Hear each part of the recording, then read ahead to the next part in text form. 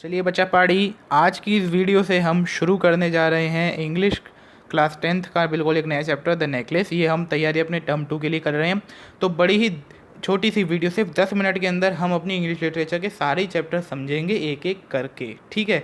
यानी 10 मिनट में ये और 10 मिनट में जो भी हम आगे चैप्टर्स पढ़ेंगे वो सब, ठीक है। मैं आपको एक एक पैरा का बिल्कुल हिंदी में एक एक वर्ड से मतलब बताता जाऊँगा, फिर आप उसे समझते जाइएगा, ठीक है। इंग्लिश में नहीं बोलूँगा, सिर्फ हिंदी में बोलूँगा, ठीक है। तो पहले हम देख लेते हैं अपना फर्स्ट पैरा में क्या हुआ। वो राइटर कहते हैं कि वो एक प्रिटी लेडी थी, ठीक है, यंग लेडी थी। और क्या हुआ, भगवान जी की गलती से, राइटर को ऐसा लगता है कि भगवान जी की गलती से वो गरीब घर में पैदा हो गई, क्लर्क्स के घर में, ठीक है। जैसे ना उसकी शादी पर कोई उसे दहेज मिला और ना ही उसको कोई अपने जीवन में होप्स थी, उम्मीदें थी कि वो कभी फेमस होगी या उसे प्यार मिलेगा या उसकी शादी किसी अमीर आदमी से होगी, ठीक है। फिर उसकी शादी एक छोटे से क्लर्क से हो गई जो कि बोर्ड ऑफ एजुकेशन में मतलब काम करता था, ठीक है। वो सिंपल थी पर वो अनहैप्पी थी, ठीक है, अपना खुश थी अपने आप से। अब शी सफर्ड इंसेसेंटली यानी कि कॉन्टीन्यूसली, वो लगातार अपने आप को मतलब दुख दे रही थी। दुख कैसे दे रही थी, वो क्या सोचती थी कि वो पैदा हुई है सारी डेलिकेसीज़ के लिए, लग्जरीज़ के लिए, यानी कि सारी जितनी दुनिया में लग्जरी चीज़ें हैं वो उन सब के लिए पैदा हुई है। अच्छे हार मेल और अच्छा खाना पीना सब जो, ठीक है, अमीर घरों में होता है वैसा, ठीक है। लेकिन जब वो अपने अपार्टमेंट के कमरों में देखती थी तो उनकी जो ख़राब दीवारें थी और जो गंदी चेयरें थी उन सब से उसे नफ़रत होती थी। वो सब उसे टॉर्चर करती थी जिससे उन्हें गुस्सा आता था, ठीक है, लड़की को। अब बाकी हमने बात करी। अब जो थर्ड पैरा है उसमें ये कहा गया है कि जब वो अपने पति के सामने बैठती थी डिनर में, जैसे बैठते हैं ना दो लोग आमने सामने, और फिर जब उसके पति टरीन को अनकवर करते थे। टरीन यानी कि एक चाइना बाउल होता है, ठीक है, चाइना में बाउल यूज़ किया जाता था जिसमें हम कोई भी सूप ऊप परस देते हैं, ठीक है। फिर उसके ऊपर से जब वो कवर हटा देते, यानी टरीन जो बाउल था उसके ऊपर से कवर हटाते थे, तो उसमें से जो खुशबू आती थी तो वो कहते थे ओह बहुत अच्छा खाना, ये तो इससे अच्छा तो कुछ हो ही नहीं सकता, उनके पति ऐसा कहते थे। लेकिन उसी जगह उनकी पत्नी सोचती थी कि वो कहाँ, वो इतने राजशाही घरों के, वो क्या कहते हैं, चांदी के बर्तनों में खाना खाते हैं, एकदम एक्विजिट फूड, यानी बहुत ही शाही खाना होता है, मार्वलस, एकदम बढ़िया लजीज, बहुत सुंदर, ठीक है, बहुत बढ़िया खाना होता है। अब ना ही उसके पास कोई ज्वेलरी थी पहनने के लिए, ठीक है, तो इसलिए अब सब उन्हें वही चीज़ें पसंद थी जो उनके पास कुछ था ही नहीं, ठीक है। हाँ, पर अब जो हमारा अगला पैरा है उसमें कहा गया है कि उनकी एक रिच फ्रेंड थी जो कि कॉन्वेंट में पढ़ा करती थी, ठीक है। वो उसके पास जाना पसंद नहीं करती थी। जो हमारी ये जो लेडी की बात हो रही है वो अपनी फ्रेंड के पास जाना पसंद नहीं करती थी क्योंकि वो अमीर थी, उसके पास वो सारी चीज़ें थी, ठीक है। और फिर ये जो हमारी जो लेडी है वो उन्हें देखकर जलती, ठीक है। तो फिर वो वहाँ से जब लौट के आती थी तो वो पूरे दिन रोती रहती थी डिस्पेयर में, यानी कि बिल्कुल निराश होकर, डिसअपॉइंटमेंट में, ठीक है, रोती रहती थी। अब एक शाम उसके हस्बैंड जब घर पे लौटे तो उनके हाथ में एक एनवेलप लग रहा था, तो फिर उन्होंने उससे कहा देखो मैं तुम्हारे लिए कुछ लाया हूँ, ठीक है। अब हम अगले पेज पे चलते हैं। तो उन्होंने, फिर जो लेडी थी उन्होंने फटाफट से अपना निकाला, ठीक है, क्या कहते हैं, एनवेलप के अंदर जो भी कार्ड था, तो उसमें उनको एक इनविटेशन मिला था मिनिस्टर के घर से एक बॉल पार्टी के लिए, ठीक है। जो फ्रांस मतलब फ्रेंच की कंट्रीज़ होती हैं, बाहरी कंट्रीज़ हैं, वहाँ पर पार्टी को बॉल पार्टीज़ कहा जाता है जिनमें डांस वांस होता है और भी सारा एंटरटेनमेंट है। तो वहाँ पर वो, अब अगले पैरा में कहा गया है कि वो खुश होने की बजाय, डिलाइट होने की बजाय, उसने वो इनविटेशन स्पाइटफुली फेंक दिया। स्पाइटफुली यानी कि बड़ी चिड़चिड़ाहट से उसने वो, एंगरली, गुस्से से अपना वो फेंक दिया इनविटेशन, और बड़बड़ाने लगी कि तुम क्या सोचते थे कि मैं इसमें चाहूँगी, जाना चाहूँगी मैं, ठीक है। तो उसके पति उससे कहते हैं अगले पैरा में कि मेरी प्रिय, डियरी प्रिय, कि मैंने सोचा तुम तो खुश होगी, ठीक है, तुम कभी बाहर भी नहीं जाती हो किसी ओकेजन पे, और ये एक अच्छा भी है, ठीक है। हर कोई चाहता है ये इसमें जाना, ठीक है, सबको चांस भी नहीं मिलता इसमें जाने का। देखो हमें तो कार्ड मिला है, उन्होंने कार्ड दिया हमें जाने के लिए, ठीक है। तो फिर उनकी बीवी ने उनकी तरफ देखा और एक बड़ी गंदी नज़र से, और कहा तुम क्या सोचते हो मैं पहनूंगी क्या वहाँ पे, हाँ मेरे पास कुछ है। तो फिर इसका तो उनके पति ने कुछ सोचा ही नहीं था। तो फिर वो कहते हैं क्यों, जो तुम ड्रेस जब पहनती हो जब हम थिएटर जाते हैं वो भी तो बड़ी अच्छी है, तुम उसमें बहुत सुंदर लगती हो, ठीक है। तो वो उसके पति अब चुप हो गए एकदम, मतलब स्टूफाइड, यानी कि उनकी बात में कोई दम नहीं थी, ठीक है, एकदम स्टूपिड सेंस की थी, इन डिसमे। अब उन्हें कोई सूझ नहीं रहा था कि वो क्या कहें। तो फिर उन्होंने एंड में कहा कि क्या मैटर है, क्या बात है। तो फिर एक बड़े ही वायलेंट एफर्ट के साथ, मतलब वैसे तो उसे गुस्सा आ रहा था पर उसने कंट्रोल करते हुए अपनी वैक्सेशन, ठीक है, वैक्सेशन यानी कि फिर एक बड़ी चिड़चिड़ाहट, वैक्सेशन में उन्होंने कहा एक शांत आवाज़ में कि ठीक है, मेरे पास कोई ड्रेस नहीं है, मुझे बाहर जाना है, तो इसलिए मैं नहीं जा पाऊँगी, ठीक है। तो तुम अपना ये कार्ड किसी और दोस्त को दे दो, वो चला जाएगा, ठीक है। तो मतलब अभी उसने मना कर दी सीधे, मैं नहीं जा पाऊँगी। तो फिर उसका पति दुखी हो गए, ठीक है। फिर उन्होंने कहा देखो मैटिल्डा, तो जो ये लेडी हैं उनका नाम था मैटिल्डा और जो पति थे उनका नाम था लॉइजल। ठीक है, कि मैटिल्डा अब तुम्हारा ये जो कॉस्ट्यूम है, अच्छा सा कॉस्ट्यूम कितने तक का आ जाएगा, मैं तुम्हें पैसे देने के लिए तैयार हूँ। तो फिर पहले तो अगले पैरा में कहा गया है कि वो कुछ देर तक सोचती हैं कि कितने रुपीज़ मांगूँ इस एकदम क्लर्क आदमी से, जो कि क्या ही ज़्यादा देगा मुझे, ठीक है, और इतना भी ज़्यादा ना मांगूँ कि एकदम बिल्कुल मना ही कर दे, ठीक है। तो फिर वो कहती हैं, मतलब बिल्कुल घबराहट में, या वो उन्हें लग रहा होता है कि तो मना ही कर देगा, तो फिर वो ज़्यादा नहीं, उससे 400 फ्रैंक्स की मांग कर लेती हैं। ये एक वहाँ की करेंसी है कंट्री की, ठीक है, तो वहाँ पर फ्रैंक्स हुआ करते थे। अब फिर यह सुनने के बाद उसके पति का चेहरा थोड़ा पीला पड़ जाता है, यानी कि पेल, यानी कि डिस्कलर ड्यू टू, मतलब निराशा से उसका चेहरा पीला पड़ जाता है, क्योंकि उसने इतना जो पैसा था, ये 400 फ्रैंक्स का, वो बचाया था अपनी बंदूक लेने के लिए, जिसको लेकर वो हंटिंग पार्टीज़ में जाया करे अपने दोस्तों के संग, जहाँ पर वो लार्क्स को शूट करा करते थे संडे को, ठीक है। लेकिन जब भी उसके पति ने कुछ नहीं कहा, उन्होंने कहा ठीक है मैं तुम्हें दे दूंगा, बट एक अच्छी सी ड्रेस लाना। अब डे ऑफ अगले पैरा में कहा गया है कि अब पार्टी का दिन आता जा रहा था, लेकिन जो मैडम लॉयजल थी यानी मैटिल्डा थी, वो अभी भी डिस्टर्ब सी लग रही थी और परेशान सी लग रही थी, ठीक है। उनकी अब ड्रेस भी रेडी हो गई थी। फिर उनके हस्बैंड ने कहा उनसे एक शाम कि क्या बात है, तुम परेशान क्यों दिख रही हो 2 और 3 दिनों से, ठीक है। तो फिर वो कहती हैं ठीक है, मेरे पास कोई ज्वेलरी नहीं है पहनने के लिए, मैं अपने आप को कैसे सजाऊंगी, मैं तो एकदम गरीब लगूंगी उन सभी के बीच में, इसलिए मुझे लगता है मुझे नहीं जाना चाहिए पार्टी में, ठीक है। तो फिर उसके पति कहते हैं अगले पैरा में कि तुम कुछ नेचुरल फ्लावर्स क्यों नहीं पहन लेती हो, वो तुम पर बड़े चिक, मतलब बहुत सुंदर लवली लगते हैं, ठीक है। तो फिर वो अगले पैरा में कहती हैं no, there is nothing more humiliating than to have shabby year. तो यानी कि वो कहेंगे कि ऐसा बिल्कुल भी नहीं है, वो तो मुझे और शर्मिंदा कर देंगे, ठीक है, उन सभी रिच वुमेन के बीच में मैं बिल्कुल ही एक ख़राब हवा सी, जैसे मतलब पॉवर्टी, गरीब दिखूंगी मैं बिल्कुल, ठीक है।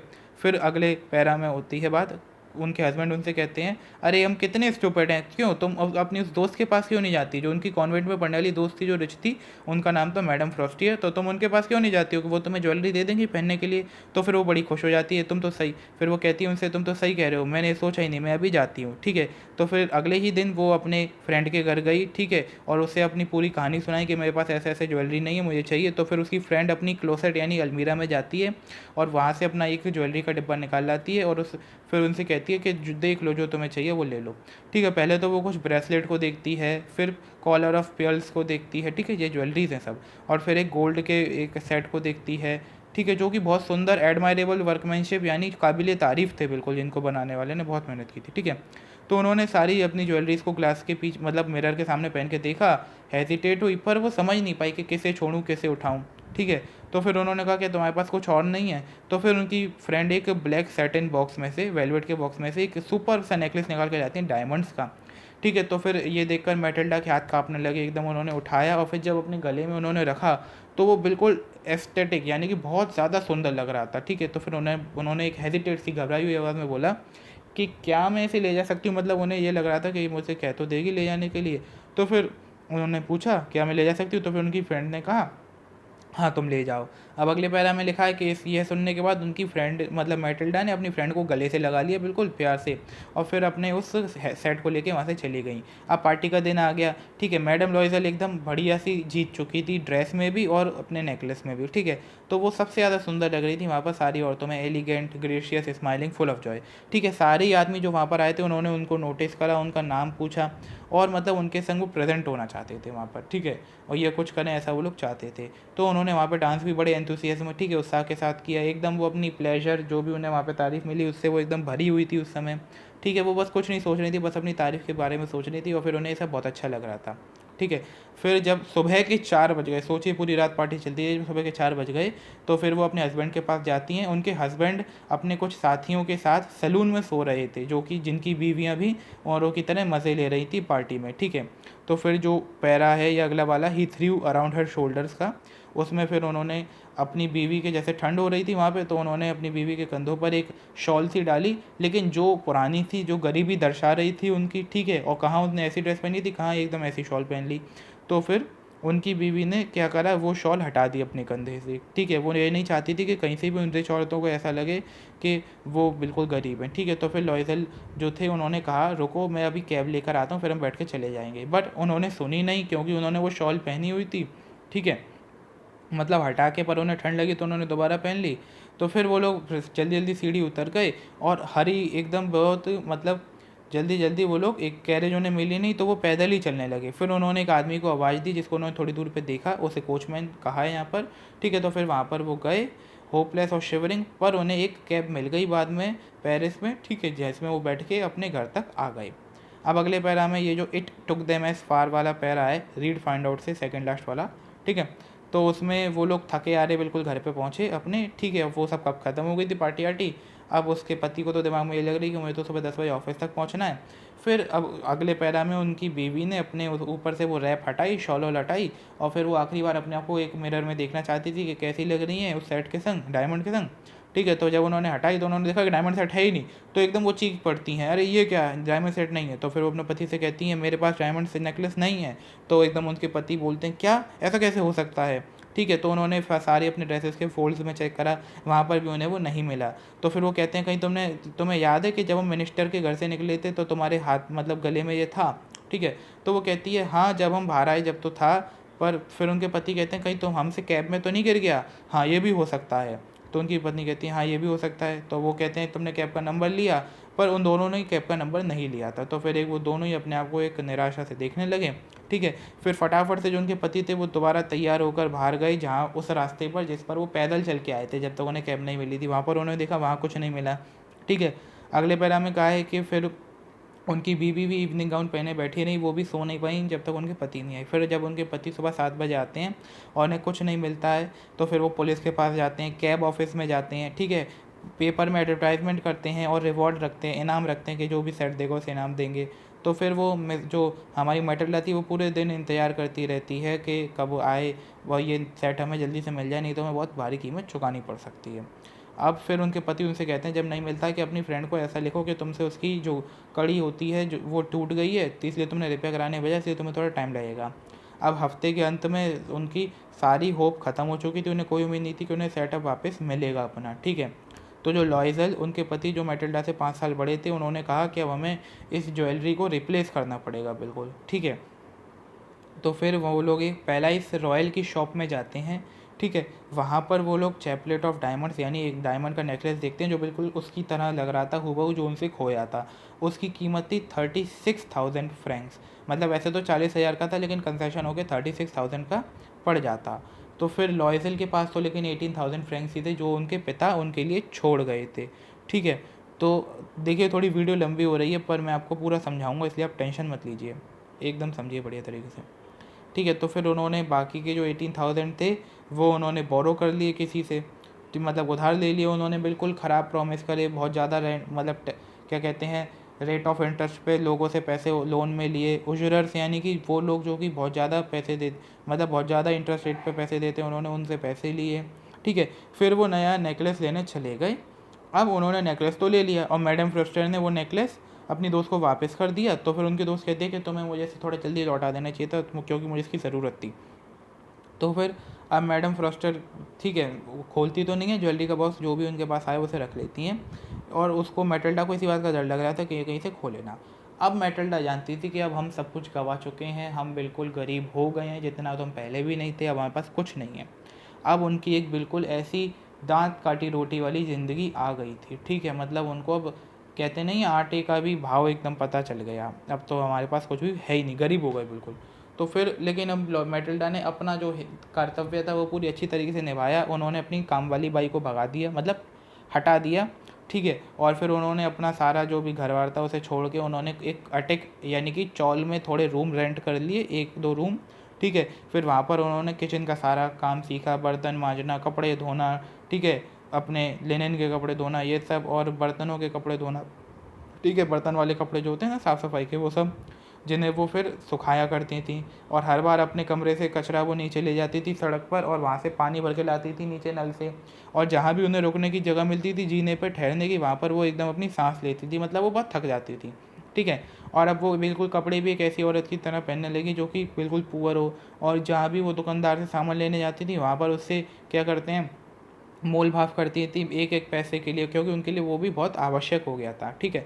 अब अगले पैरा में कहा है कि उनके हस्बैंड भी इवनिंग में काम करते थे, नाइट में काम करते थे, कुछ मर्चेंट्स की जो बुक्स थी उन्हें ऑर्डर पर रख लेते थे और रात को वो कॉपी किया करते थे, ठीक है, 500 एक पेज पर, ठीक है, मतलब एक पेज के वो 500 लिया करते थे। अब ये लाइफ उनकी 10 साल तक चली। 10 साल में उन्होंने सारा जो भी कर्जा लिया था वो सब चुका दिया। अब जो हमारी मैडम लॉइजल थी यानी मैटिल्डा, वो अब बूढ़ी लगने लगी थी। वो एकदम एक जैसे कहते हैं ना, एक कठोर वूमेन बन चुकी थी। जैसा कि आप देखते हो, जो आपके अगर कोई काम करने आता है तो आपने देखा है ना वो कितने कठोर से स्ट्रांग होते हैं, हार्ड वुमेन, एकदम क्रूड, ठीक है। उनकी शक्ल अगल भी वैसी ही हो गई, हेयर बैडली ड्रेस्ड, ठीक है, बाल अच्छे से नहीं थे, हर हैंड्स रेड पड़ गए, ठीक है। स्कर्ट्स अवरी अवरी यानी कि बिल्कुल फोल्ड ओल्ड कहाँ भी आ रहा है, कोई प्रेस व्रेस कुछ नहीं है, ठीक है।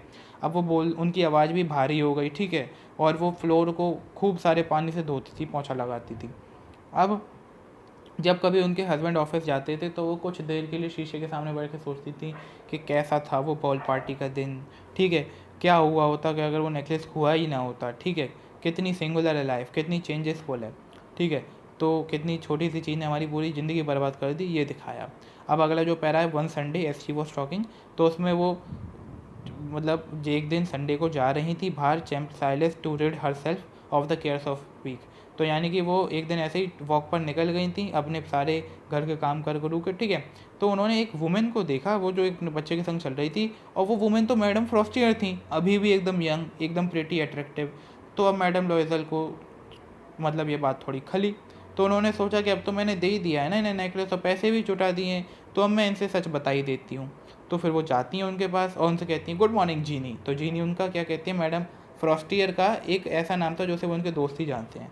तो फिर उनकी फ्रेंड जो थी वो उन्हें पहचान नहीं पाती क्योंकि उनकी शक्ल एकदम बदल गई थी, ठीक है। फिर वो कहती हैं मैं नहीं जानती आपको, आपको शायद गलती हुई है। तो वो कहती है मैं मैटिल्डा लॉइजल हूँ। तो फिर उसकी एकदम फ्रेंड एकदम चिल्ला कहती है एस्टोनिशमेंट यानी सरप्राइज में, oh my poor Matilda have you how you have change, मतलब तुम बेचारी मैटिल्डा कितनी बदल गई, ठीक है। तो वो कहती हैं मैटिल्डा हाँ ये सब तुम्हारी वजह से हुआ है, जब से मैंने तुम्हें देखा जब से ये सब होना शुरू हुआ है। तो कहती बिकॉज ऑफ मी, ठीक है। तो तुम, वो कहती हैं मैटिल्डा तुम्हें याद है तुमने उस दिन डायमंड का नेकलेस मुझे दिया था लोन पर पहनने के लिए मिनिस्टर की पार्टी में। हाँ हाँ। तो वो कहती हैं हाँ हाँ। तो फिर वो मैटिल्डा कहती है मैंने उसे खो दिया, ठीक है। तो फिर वो फ्रॉस्टियर कहती हैं कि तुमने तो मुझे वो वापस कर दिया था, ऐसे कैसे हो सकता है। तो हमारी अपना मैटिल्डा कहती हैं कि मैंने तुम्हें बिल्कुल ही उससे मिलता जुलता वापस करा था जिसको हमें, जिसके पैसे चुकाने के लिए हमें 10 साल लग गए, समझ सकती हो तुम। ये हमारे लिए बिल्कुल भी आसान नहीं था, सब कुछ ख़त्म हो गया था, पर अब हमने सब चुका दिया है, अब ठीक है सब, ठीक है। अब मैडम फ्रॉस्टियर रुकती हैं और कहती हैं तुमने मुझे क्या रियल डायमंड का नेकलेस ला के दिया मेरे नेकलेस के बदले। तो वो कहती हैं हाँ, क्या तुमने देखा नहीं, वो दोनों बिल्कुल एक से थे। तो फिर हमारी जो फ्रॉस्टियर जी थी वो कहती हैं अरे भाई वो तो नकली था, मतलब पहले उनके हाथ पकड़ती हैं, कहती नहीं किसी को हम जब सहानुभूति देते हैं उनके हाथ पकड़ के कि मेरी मैटिल्डा वो तो मेरा तो नकली था, वो तो सिर्फ 500 फ्रैंक का था, इससे ज़्यादा का नहीं होगा, और तुमने तो मुझे असली दे दिया। तो देखिए दोस्तों, इस कहानी से हमें ये पता चलता है कि जो भी इंसान के पास है उसमें उसे खुश रहना चाहिए। अब मैटिल्डा खुश नहीं रही, उन्होंने नेकलेस की ज़िद करी, आया नेकलेस, तो क्या हुआ, अब फिर उन्होंने ये सच्चाई भी छुपाई अपनी फ्रेंड से कि वो खो चुका है। अगर वो सच्चाई से बता देती तो शायद उन्हें इतना पैसा नहीं खर्च करना पड़ता। इसलिए इससे हमें दो सीख मिलती हैं, एक तो जो है उसमें खुश रहो और हमेशा सच बोलो, honesty is the best policy, ठीक है। अब मैं आपको बता देता हूँ आपको इस चैप्टर में कौन कौन सी लाइनें याद करनी है। तो देखिए यहाँ आपको कुछ याद नहीं करना है, इस वाले पेज में जो उनकी मैटिल्डा का वर्क बताया गया कि वो क्या क्या करती थी जब वो गरीब हो गई, और उनके हस्बैंड क्या क्या करते थे। ये हमारा जो क्या कहते हैं थर्ड पैरा इस पेज पे, शी लर्नड वाला, वो आपको पूरा याद कर लेना है, और उसके नीचे जो हस्बैंड वाला पैरा है वो भी याद कर लेना है। जो लोग अपने वर्ड्स में बना के लिख सकते हैं वो वैसे कर लें, बाकी मैंने औरों के लिए बता दिया है, ठीक है। और फिर आपको इधर कुछ याद नहीं करना है, बस आपने अच्छे से सुन लिया ना उसे, बस पूरी स्टोरी को दिमाग में रखना है, कहीं से भी क्वेश्चन आप कर सकें, ठीक है। और फिर आपको इधर बिल्कुल, इधर भी कुछ नहीं है ऐसा कैब ऐप वाला, ये सब है सही है, ठीक है। फिर आपको बिल्कुल स्टार्टिंग में आ जाना है, बिल्कुल स्टार्टिंग। तो देखो आपको यहाँ क्या करना है, जो फर्स्ट पेज है इसमें पहला पैरा और दूसरा पैरा अच्छे से याद कर लेने हैं, ठीक है। उनकी वो क्या थी, क्या चाहती थी, उनकी क्या होप्स थी जीवन से, ठीक है। और फिर वो क्यों इंसिडेंटली सफ़र करती थी। अगर आपने ये कर लिया आपका पूरा चैप्टर हो जाएगा, और जो भी इस बुक में क्वेश्चन दिए इस चैप्टर से संबंधित उनको आप एक बार थॉरली रीड कर लेना, या हो सके तो याद कर लेना, चैप्टर ख़त्म। कुछ भी ऐसा नहीं है जो इसके बाहर आया है, ठीक है। मैंने आपको अच्छे से समझाने की पूरी कोशिश की। अगर आपको वीडियो अच्छी लगी प्लीज़ मेरी वीडियो को लाइक कीजिए, चैनल को सब्सक्राइब कीजिए। अभी पूरा इंग्लिश लिटरेचर का कोर्स आने को बाकी है, तो प्लीज़ सब्सक्राइब कर दीजिए चैनल को। Thank you.